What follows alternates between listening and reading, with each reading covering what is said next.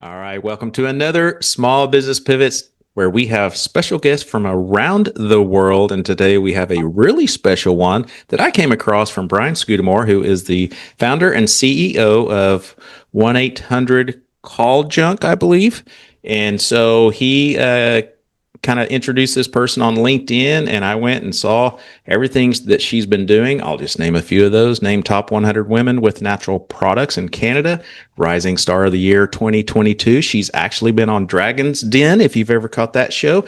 And she's also been Entrepreneur of the Year finalist in 2024, as well as, and it just keeps going. It's really impressive if you want to look up and see everything she's done. But I know that no one can introduce their name or their business like the business owner. So I let you have the floor to do that for us. Well, thank you so much, Michael. And wow, that was quite the intro. Very humbling, I would say. It's just a delight to be here on the podcast with you, and such a great opportunity. So I'm really excited to share my story. My name is April Glavine, and I am the founder of Some Good, calling in here from the East Coast of Canada in New Brunswick. Awesome. Well, how do you think we're going to help our listeners today? What do we hope to have them learn? Food for thought. I love it. Here, because Some Good is a consumer packaged good company, and to really share some key learnings along the way. I started my first company at the age of 24 years old and almost went bankrupt at the age of 30 in the consumer packaged goods space. And I vowed to myself that I would never ever enter the consumer packaged goods space again, or be an entrepreneur for that matter, because I had an incredible job with telco. But the pull was too strong, as we can tell, because I'm here to tell a really fun story about how I took those learnings and now am applying them to Some Good in the foundation to build a company that will stand the test of time.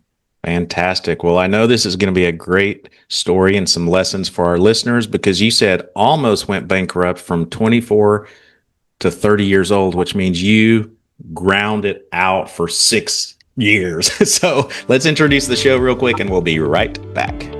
Welcome to Small Business Pivots, a podcast produced for small business owners. I'm your host, Michael Morrison, founder and CEO of Boss, where we make business ownership simplified for success. Our business is helping yours grow. Boss offers business loans with business coaching support. Apply in minutes and get approved and funded in as little as 24 to 48 hours at businessownershipsimplified.com. All right, welcome back to Small Business Pivots. I know a lot of our listeners like to be kind of in tune with your story. So can you kind of share maybe some background of before you started adulting and got to this 24 entrepreneurial mindset? Yes. So I was born and raised in Newfoundland, which is on the very east coast of Canada, a small little island, but mighty, I would say. And I grew up in an entrepreneurial family. My parents both, they owned 5 enterprises. And so I was kind of always in that space, and it was time to leave and, look at university. I went into global business management at St. Mary's. And during that time, that's when I actually started to manifest my first idea of a business. And that was because of the Frosh 15. Everybody goes away to university and gains 15 pounds. I was like, I don't understand why this is normalized and why this is okay, people. And then I got to university and I realized, well, the food is not actually that great and or accessible. So I started to manifest the idea of a healthy vending company called Lean Machines. And then after I spent a year in New Zealand and in Spain and came back, and I realized, oh boy, we really got to get it together culturally. This doesn't have to look the way it's going with our trending on obesity, etc. So I started my first business at the age of 24, a healthy vending company called Lean Machines. And then within that, I started to get into consumer packaged goods because there was a little bit of competition coming into the space. And I started to work with apples as my first choice. And that was because in the Annapolis Valley in Nova Scotia, there is a surplus of apples. We have a lot of apple growers, but the farmers were always really challenged with offloading at the end of the season. Meanwhile, on the shelves in produce, there was apples from all around the world. And it's like, how do we, again, one, normalize Frosh 15, two, have all these surplus of apples in the Annapolis Valley that are freshly grown when we have apples here from around the world? So it's like, we need to do value add. We need to get value add happening, especially in this space. So my first product was an apple chip. It was the first of its kind. So was my healthy vending company. And I don't know what it was. There was something in me that just kind of said, I need to be here and take this on. So as I started to grow and the Vita Palm was starting to gain some traction, I actually got a call from Canada's Smartest Kitchen, and they asked me to be their first industry partner to expand my product line. So when we went into kitchen, it tested really well. I was doing like almost like a goldfish, but better for you, with a local cheese and really healthy oatmeal dense clusters. And then I was also doing like a root chip. So think of like beets and turnips, carrots. There's a product on the market today called Terra that's very similar. Again, back in the 2000s. And so at that point, here's my big lesson that I learned. At that point, I started working with a marketing company and made a full packaging line. So it was Vita Coco, Vita Chips, Vita Palm, and I bought an enormous amount of packaging. But what happened was when we went from the kitchen to scaling commercially, it didn't go well. And then we had to start investing money in to do some more product research and development, and I was tapped. I had nothing left. I just spent it all on packaging. So I was all margin. And so at the age of 30, with a baby in the belly, I was like, I've got to step back and close this company down. I was too proud to claim bankruptcy. Some may say that was silly. But anyways, I knew that I could handle it because I had an exceptional job within telco, and I just started paying my bills down. And I said, this is it. I will never be an entrepreneur again. I really enjoy my job with telco, but then you have kids, and the pull got really, really strong to create, again, something better in this space with regards to hydration. So I decided to really take on Pedialyte. So this is what our product looks like. It's a apple cider first. We cold press our apples, and then we add in electrolytes, high in potassium and low in sodium. And I'll get into that as to why. But I really wanted to take on Pedialyte. And the reason being is that one, it is a clinical suggested product. It's the number one doctor recommended product. But within it, the first ingredient is water. And then you get into sugars and dyes. And then you get into your electrolytes. I was like, this is a better for you product, something that is sick. What we have to do better. So let's pause and think about who's doing better in this space. Like I look at Poppy next to soda. I mean, Allison Ellsworth, what a story, right? That is an incredible story. Yeah. Then you look at Annie's next to KD. There's space for both, right? You can have both.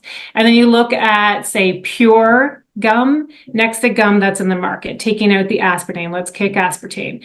And then, so Once Upon a Farm with regards to baby food, like same idea. Both can be there, but if somebody really wants better for you, can we create that?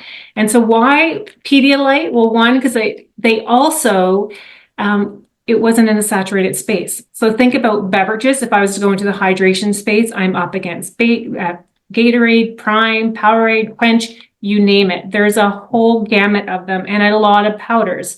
And then if you were to look at in the powder space, same idea. They're all doing kind of both. But in this space, there wasn't. So we are the first all-natural electrolyte ready-to-drink freezie. The reason why we went freezie was because Pedialyte sells himself as a freezie. It's because it's the most compliant format when you're not feeling well. Is you think of ice chips in the hospital is to just something that can kind of wet the lips and get a little bit into you. But our learning is when we actually did our packaging and it says freezies right on it, it really actually confused our customers because our first ingredient is cold pressed apple cider. So they just want to rip this little guy open and drink it back. like an electrolyte shot. So we realize, although we're head on with Pedialyte and we are the better for you product in that space by being high in potassium and low in sodium, and then also having cold pressed apple cider as the first ingredient, and we don't add any dyes and we don't add in any sugars, we still had a lot of work to do with regards to making sure that our messaging is really clear. So one of the things I do recommend for anybody that's getting into the consumer packaged goods space is to do market validation. That was step one for us. That's what I didn't do in my first business. I found, okay, I have apple chips, they're doing well. I created 3 other products. Let's go buy some packaging. Let's focus on my margins. Didn't quite care about cash flow. I thought the POs were going to come in quick, and got myself into a ton of trouble. This time it's like, okay, let's create a product. We had 4 flavors that we nailed it down to: a mixed berry, an apple, a cherry, and then a cranberry. And we sent it across Canada and the United States and had a focus group study. In that focus group study, it was coming back talking about our brand tone and our color. Do they like what we're saying on our packaging? Do they like the size of the single units? What about what's happening in the ingredients? What about the price point? What about the brand story behind? And within that market validation, we were told to be prepared that we were going to actually get a list of things that we needed to change. This is what happens all the time. You want to score at least 70% or higher to be considered market ready. So when we sent out the 4 flavors, it came back 2 flavors are market ready. We love the story. We love the tone. We love the size of the single unit. We love the 12 pack. There was a couple of things they're like, that's too sciencey, or that's too like granola. Can you soften it a bit? So we had to do a little massaging, but nothing to the actual flavor piece to be able to go out there and hit the market. So number 1, do your market validation. Had I done that with my previous product, I never would have had that enormous bill in packaging, right? It just would have slowed me down. They would have found some flaws. It would have made me think. It would have gave me time to even do some further testing before I got into that space. So once we got the market validation back, we're like, okay, now we need to look at buying our packaging. But even though we had the market validation, I didn't go after margin. I went after cash flow. So yes, we had to go from company to company to company to find a low MOQ, and our margin wasn't super healthy, but we still need to get on shelf, and then we need sales velocity to know that there's even something here that's trending and we have traction before we need to start really zoning in on our margin. So the first couple of times, yes, this was $1.05 our first box. We're now down to 75 cents, or this was 6 cents and now it's down to 1 cent. But we had to start somewhere. And had we gone for that high, that big packaging MOQ and that low margin, who's to say what the end state would have been of the company today? What if we would have been cash flow strapped? So just be really careful.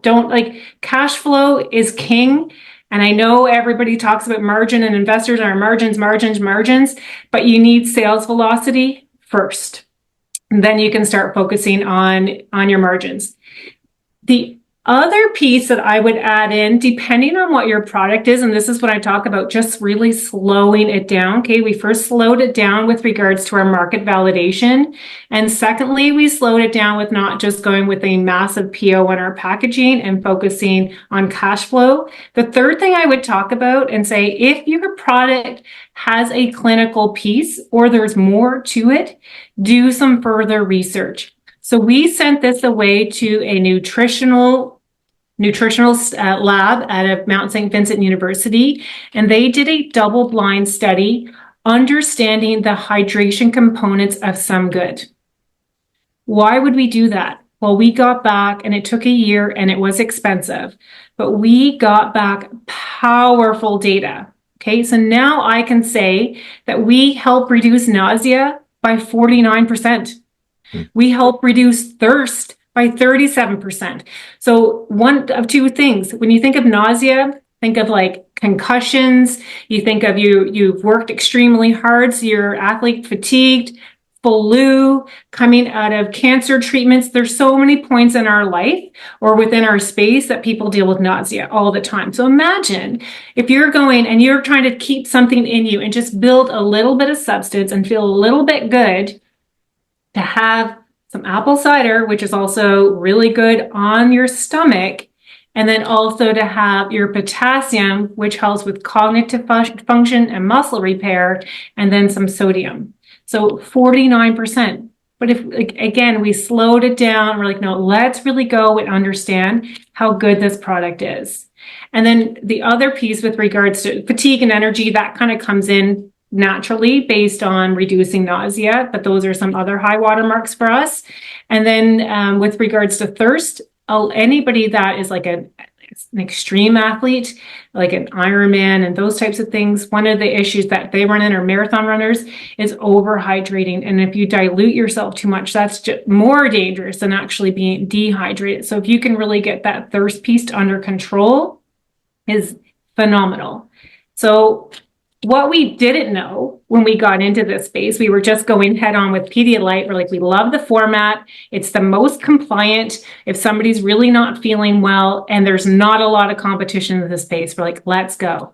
What we've learned though, now that we're in this space and we're getting feedback from our customers, it's super easy to pack. You put it in your purse, you snap it open midday. You really want to get that cognitive punch with regards to, or that boost, I guess, with regards to the potassium piece. It's easy. It's not going to brown like a banana. Banana has its space, absolutely, but it's just so easy. Put it in your running pouch, or if you're on the bench with regards to hockey, put it there and snap it back in between your shifts or in between your periods. The other thing that we learned about this, again, you kind of fall into this and listen to your customers, was so my daughter's an alpine ski racer, and we were away in Colorado, and we again came from the East Coast, and we flew to Colorado, and it's over 12,000 feet in elevation. And when we got there, I woke up in the middle of the night and I was so sick, beyond. And I managed to get myself out of bed and go to a store, and everybody talked about get oxygen. That'll help you. The air is thinner there. So serendipitous as it would be, the lady that served me spoke to me about potassium. She's like, did you know potassium depletes faster in high altitudes? Our product is potassium rich. We have 5 times the amount of potassium than our competitor. And we went that way because 70% of us are depleted in potassium. Over 70% of us have way too much sodium. So when we flipped that ratio on its head, it was just because of the data. We didn't realize that it was actually going to be really beneficial for people that are in high elevation, flying, those types of things. All of that just kind of came through in the background as we're, just now you're acute and you're learning and you're looking for these areas where potassium fits in. And then I had this lady say, oh, potassium. It's like, oh my goodness. Okay. I'm just going to go back to my condo and just drink a bunch of some good, pack a bunch of my daughter's pocket, send them out with all the athletes and make sure everybody's getting a high potassium intake. So that piece with regards to the clinical research, if your product has a deeper value, more than just a value add, I would say stop and go and again get that research done, because when you can speak about it, you can speak about it in a way that it's been validated. It's not just a hearsay comment. So that's one thing that, again, that's become very, very powerful for us in this space. And the other one is, again, we're going through a rebrand right now, because as we listen to our customers, and I know I've already mentioned this, but our packaging says fruit first hydrating freezie. So nobody, as a first-time customer, is thinking about drinking it as an electrolyte shot. But I will tell you, today, almost all of our customers drink it as an electrolyte shot, and they freeze it for when they need it. If they're really dealing with, like, one, they need to cool their body temperature, or two, they are really nauseated and they don't even have it in them to have a full sip. They just need to have something that they can just slowly enjoy. But how funny is that? Like, we went against, we're like, let's take on Pedialyte. They're a freezy company. Love the space. I get it. I don't want to be in a saturated beverage spot. And powders are growing fast. Let's pick this lane. Let's do it well. Let's be better. There's opportunity for both of us. And now we're here and we're full on saying freezy, and all of our customers are saying, I don't get it. I drink it as an electrolyte shot, or I didn't know that I could drink it as an electrolyte shot. If I freeze it and I take it out of the freezer, can I still enjoy it, or do I have to freeze it again? Like, the questions we get, you assume that people know, but they don't. And that's the one thing now when we're going through this rebrand exercise, is a couple of call-outs that we've done that are really, that's on this packaging, really ambiguous. Okay, so our first thing that we say is pressed fruit. Well, we only deal with 3 types of pressed fruit. The first pressed fruit that we deal with is apples. So we cold press them on a Monday morning, and they are in packaging within 5 days. So that's how we don't have to add anything to it. It's unfiltered apple cider. The other one we use is cranberries that we freshly press, and blueberries. So our packaging shouldn't say pressed fruit, because that can mean anything. What does it mean? It actually means apple cider. That's our first ingredient, even in our berry flavor. And apple cider is so good for gut health. So why are we not calling it out here? So One of those things, like, what are we doing? Like, that is so silly to me. We have an opportunity to do better. So let's call it out. So our next packaging, 1,000%, we'll call it out. Our next packaging, we'll talk about it being a shot, and freeze it if you want to in the storyboard in the back, right? Have it this way first as a shot, because it's the most convenient. You think about a freezer, you're like, how do I keep it frozen? If it thaws, it gets wet, it's going to be dewy, all the things. So, and also, do I have scissors? It's harder to open when it's a freezer, all the things that we have heard. So, okay, no, we actually are an electrolyte shot. And the other one is that we did not call out here, that's really interesting, is the electrolyte ratio. It's in the back, and you have to read the story to understand, but we are high in potassium and low in sodium. We're high in potassium because 70% of us are depleted in potassium. We're low in sodium because over 70% of us get way too much sodium, but you have to read the back of the box to understand that. Most electrolyte companies are really high in sodium and very low in potassium.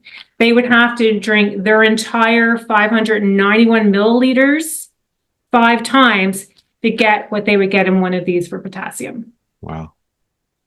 Well, let's think about this. Most of us don't even need a sodium drink because we're high in sodium already. So you're drinking this back, and too much sodium is really hard on your cognitive function, on your focus. It depletes it. It kind of, I would say, suffocates it. So we're doing this to be an extreme athlete, to be high functioning, and we're actually suffocating that ability if you are too high in sodium. So the safe way for us, based on averages, let's stay in the potassium play. If you need a sodium increase, I guarantee you, your nutritionist and dietitian or physician, they would all support you in making sure that you're getting what's right for you. But it's one of those things, like, we need to start having some more conversation about what it is that happened and that was formulated 20 years ago doesn't mean it's good for us today, right? It was a lot of rinse and repeat of these electrolyte companies, like, okay, they did this, and this. I'm going to do this, and this, but I'm just going to make it water or zero sugar or whatever that change may be. But it doesn't mean that it really meant, like, things have evolved. Our food intake, it has evolved. It was meant to be looked at again. And, even with more evolution that's happening is what's coming down from Walmart. Walmart said by 2027, 35% of the products on their shelves will no longer be there unless they make change. Wow. The FDA is calling out Sugar alcohol, well, not sugar alcohols. That's another discussion that's happening with regards to stevia and aspartame. There's a lot of question marks in that space and review, but what they are looking at is a lot of additives that are being, especially with regards to like your fluorescent yellows and your brilliant blues, or your sunshine or sunset yellow. My kids look at packaging, they're like, do I feel like sunset yellow today? I've taught them that because this is like, and zero calories. I'm just like, okay, but what is flavoring it? What is giving it that sweet taste? And sugar craves sugar. So if this is all the sweet taste is coming in, the system is still going to do this. It's still going to look for something. So I'm happy to see that, as we've evolved with regards to what we're doing in the electrolyte space, we're also seeing some broader and bigger discussions happening, even from those that are in control. Like I am just a little company here that I have a big passion and a big heart about all this stuff. But I've been in this space since early 2000s, and these discussions weren't happening that were coming down from like the Walmarts and of the world. And they can really make some change because people want to be on their shelves. They move a lot of volume. So those are the change makers. And it's really cool to see that they're on board. They're looking, they're questioning things. They're having, conversations that not just to kind of not a scare factor. There's a plan and tasks that need to be followed to be able to be, part of their bigger picture. Wow. See, listeners, I told you we were going to have some great conversation. And for those of you that may not even be in the food space, there were several things you mentioned that's applicable for every business. And that is market validation. That's relevant for every business. And I see so many businesses that try to rush out there because they need sales. They got to pay their bills. They got to pay their mortgage. And so they're more concerned about getting sales than they are fixing it. But to your story about the packaging, when you kind of overdid yourself, you're not alone. In fact, I hear that from a lot of people that's in this space. In fact, one I know, they ended up buying packaging because they thought they were getting a better discount. Well, then they had to get some storage and they weren't ready for all these additional costs and then security. And anyways, it put them out of business within 3 months. And so there's a lot of things to consider here. I do want to back up because just a little bit. So our listeners are getting a 2-for-1 today. First of all, for our entrepreneurs and business professionals, health is a major issue. That's what separates the great from the average, in my opinion, is your health. And the second thing is we're learning about scaling a business. And so when you were scaling a business, did your global business management degree, what were some things in there that you learned that you used in the future, or did that not have anything to do with it? Because I'm not sure that everybody understands what a global business management is. Yes, no, absolutely. I feel like it really helped me actually a lot, especially in telco when when COVID happened and a lot of our movement went overseas. I was able to be impactful in that space with regards to education, the why, our differences between our competitors, and our selling positions. But in like this global business management, what we studied was when you're moving into different cultures or when you're looking at things from a broader lens, don't assume. So I'll give an example. Coke moved into India. The reason why they went there is because that was one of their largest growth opportunities and one of their largest revenue drivers. So they're just like, our biggest thing that's shrinking our margin here, of course, is shipping our product over. So let's go and let's set up a manufacturing facility. They did that. And then their sales plummeted. Why? The water was different.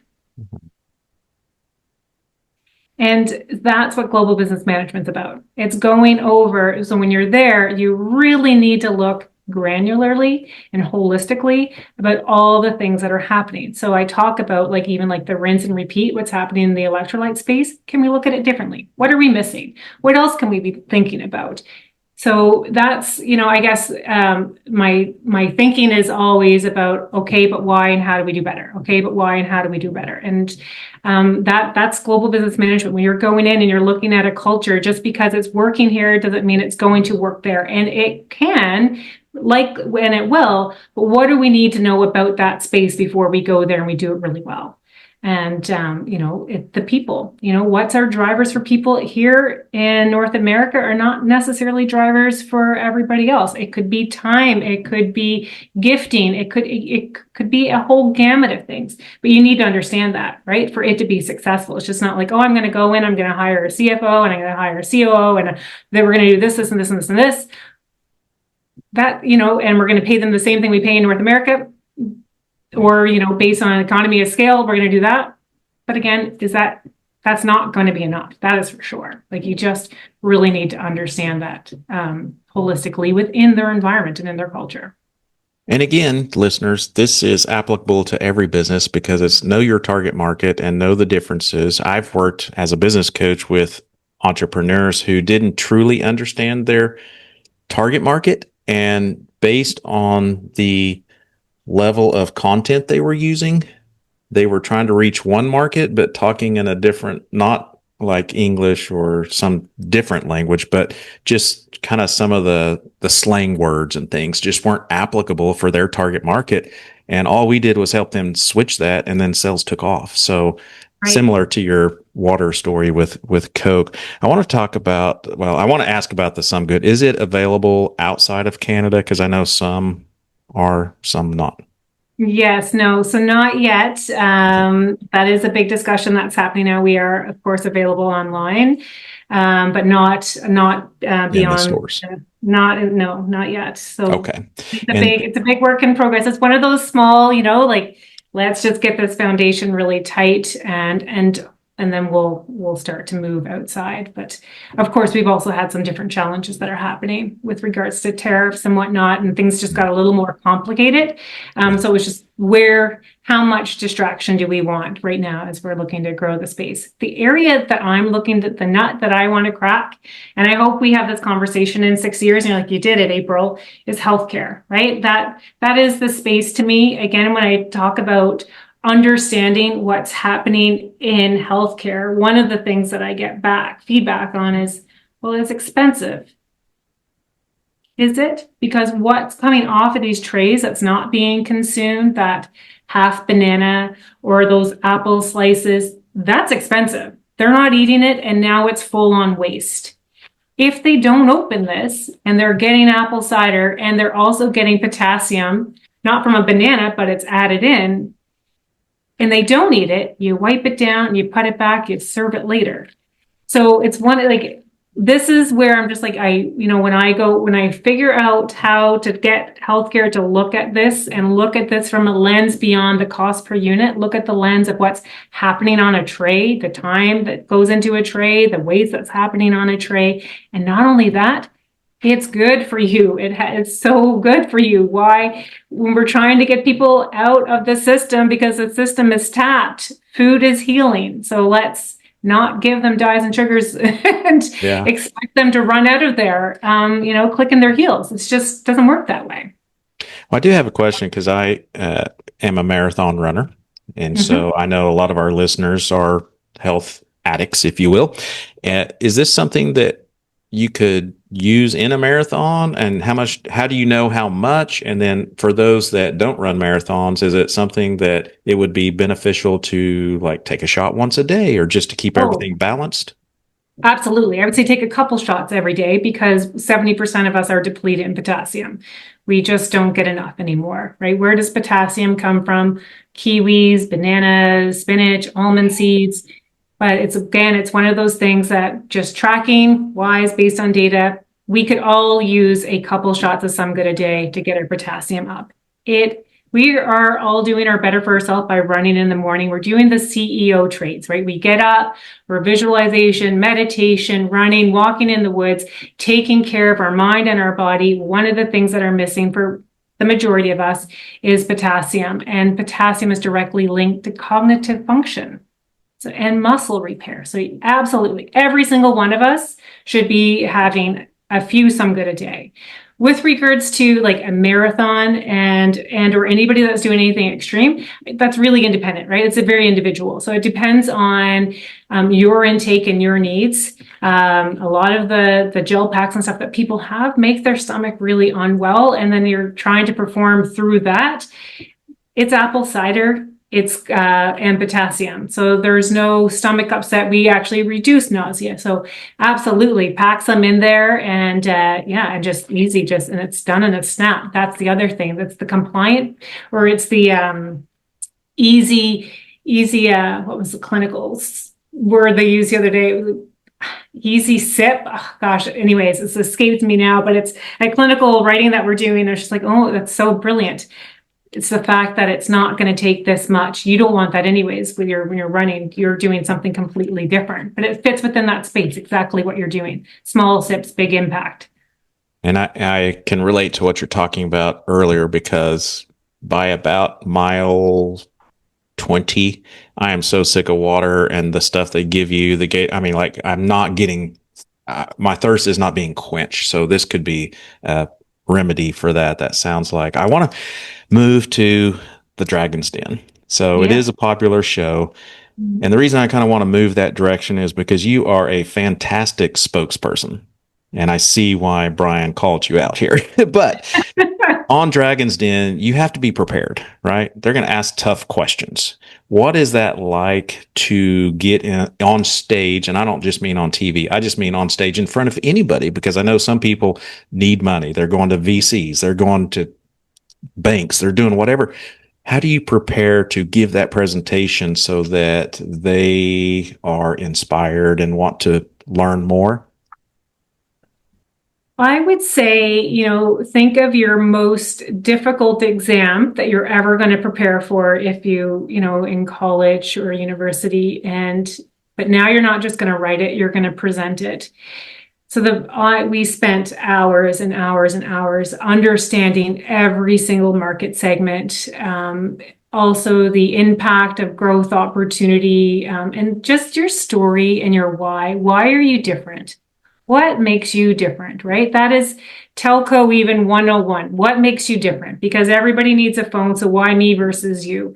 Same thing, like there's a space where people need sodium, but not as much as the space that people need potassium. Like, what makes us different? So really, that was the biggest one is, and it's not a comfortable space for me. A lot of people say, oh, you're such a natural. But inside, my body is saying, flight, get out of here. The alarm bells are going off, and it's saying, I am so uncomfortable. I am uncomfortable until we get to storytelling. And I'm just like, because I love it so much. So once we went on Dragon's Den, it was, at that point in time, we were impacting lives. We were receiving stories from people in chemo treatment, like handwritten letters. Who's handwriting a letter to a consumer packaged good company? How many of you consumer packaged good companies have received a letters, phone calls about concussion recovery or menopause or pregnancy and dehydration and, acute care. Like it just, it's like the story is too good to not go outside of the comfort zone and take it as we're going to learn here, because you learn when you're uncomfortable. So we're just going to go and make it happen. And I would do it again in a heartbeat. And I recommend anybody that if they're ever preparing, speak to somebody that's been on the show. But they talk a lot of numbers and you have to be extremely prepared. But what they're interested in is the person. Do you really believe in your brand? Do you really believe that what you're doing is going to have the opportunity that you're speaking to? And can you back that up? And how you're going to do it. And then you'll just have fun, right? Like in the end, I felt when the show was over, I had so much adrenaline pumping through my body. It's like, bring on the Ironman. Like, where is it? Because I'm so jacked up right now. I just need to go. I was just, because it was the validation. You didn't see it on the show, but Michelle's like, yes. And Manjeet's like, yes. Arlene's like, you don't even need us. Go get them. Also, I mean, everybody, all of them, like Vincenzo, yes, go get it. You have this. And so that was, again, like you didn't necessarily see that because we were on the show for over 90 minutes and they edited it down to be really fun for TV. But that piece was just like, oh man, I am so fueled to make a difference right now.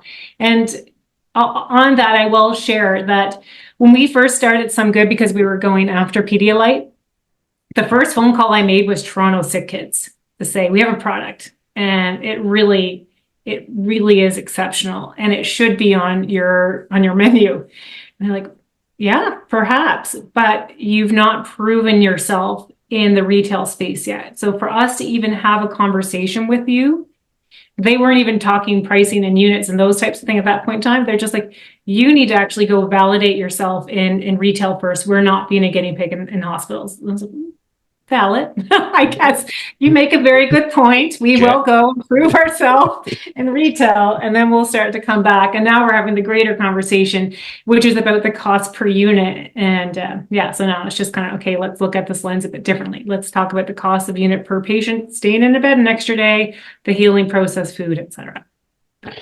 You've given so many takeaways, and I know our listeners probably want to learn more. Are there places on the internet? Are you on social media? Do you share some insights?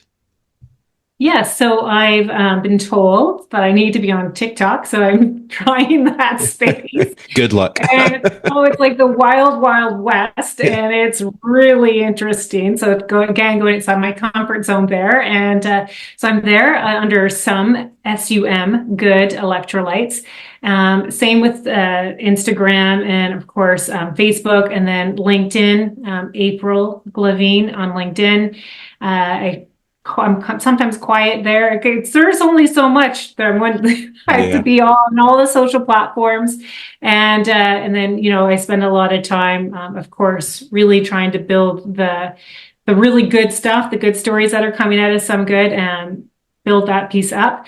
So yes, there, and then of course on somegood.ca. And what's cool is those that have listened in and dialed in today, you'll see the rebrand happen. It's in the I would say 80% stage, probably just a few more tweaks and dial in, and we're going to be hitting print here.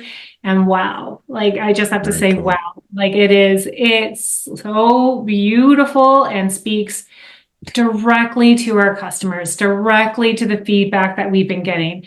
And so I'm really looking forward to splashing that piece. We're excited to see it and see your success as well. And you say we in a lot of these conversations, and I know for a lot of entrepreneurs, they may be still solopreneurs, but you obviously have a team. If someone's assembling a team or trying to move the needle in their business, who would you suggest they need to bring to the table with them to figure this out?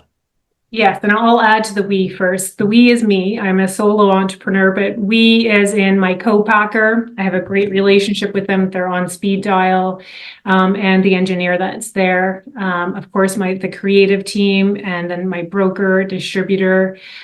So all of my costs are based on POs. So I can really manage my cash flow at this point in time. So anything that I am really, other than some things like, when I'm doing my clinical research or the validation research, those types of things, I actually make sure you're checking to see what's there for if funding at all. With regards to, we have what's called the Department of Agriculture and Fisheries. We have National Research Canada, also Opportunities New Brunswick. I'm sure you have a network within your community. Go there and talk about the things that you're doing and look for some experts in that space and be vulnerable. Like, it's okay to not know. And that's one of the biggest things that I always talk to people. If you don't fully understand your financials or what you're needing to do, it's okay to not know. Just because you started the company and you're the ideation and you've grown it and we're national and those types of things, it's still okay to not know and have to put your hand up. So the first place that I would go, it really comes down to finding somebody that's been there. We spoke a lot to some people that actually went bankrupt and spent a lot of time in consumer packaged good picking their brain, trying to understand where and why and how did that happen, so we could learn from those things and not make the same mistakes. And at the beginning, there's more to the story. There was I had a business partner. We were 50-50. And then last year, as we were ready to go national and really take the training wheels off, my business partner said, I don't have a lot of time anymore, and nor do I have a lot of money. And I was just like, that's not what the company needs. We need all the time now. The training wheels are coming off. We're going national. And if anything, we might need some more investment, depending on, if there's any hiccups and stuff along the way. So I ended up taking on the company by myself, and it was the best thing ever, because I was able to now, looking back, that year before that decision was made, there was a bit of a tug of war happening based on capacity, not based on fault, just based on capacity. And so we probably could have even been a little further ahead had I been able to just, dial in and stay super hyper focused and make some bigger decisions about the direction of the company. Yeah, I would go to the person actually that failed, if you could, and then the person that was successful, and really pick their brain in that space. Because, I always say to my son, he's a defensive player. Okay, it's great to have a great game when they're in the offense zone, but did you learn anything? Yeah. Right? You want to learn the real stuff, the stuff that's really going to protect you, because those are the stories that matter, that really help you get your shields up, and again, prepare you for the long game, not the short game. The best response I ever got from someone I reached out to for help back in the 90s when I first started my very first business, I would call around to people I didn't know, just successful business people, and say, hey, I want to come pick your brain on how to be successful, this, that. But one out of all those people, he said, I'll meet with you, but only if you'll listen to my stories of what not to do. In other words, I'm going to tell you my failures, not my successes. And Right. to this day, I remember that entire conversation. That was over 25 years ago. So that's important advice to remember. Well, as we wrap up, go ahead. Can I add? Can I do 2 ads? Yeah, absolutely. Okay? Yeah. Okay. Another ad is take care of yourself. It's so critical. I talk about my mental space is really important to me. I get outside in nature every day. And I do it without listening to things too. I just do it to be sensory aware, smelling, hearing the birds, those types of things.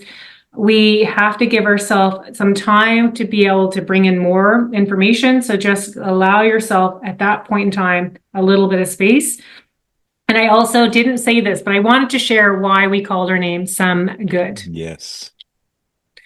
So we are from, my business partner was, but we were, and now I am the founder of Some Good, are from Newfoundland.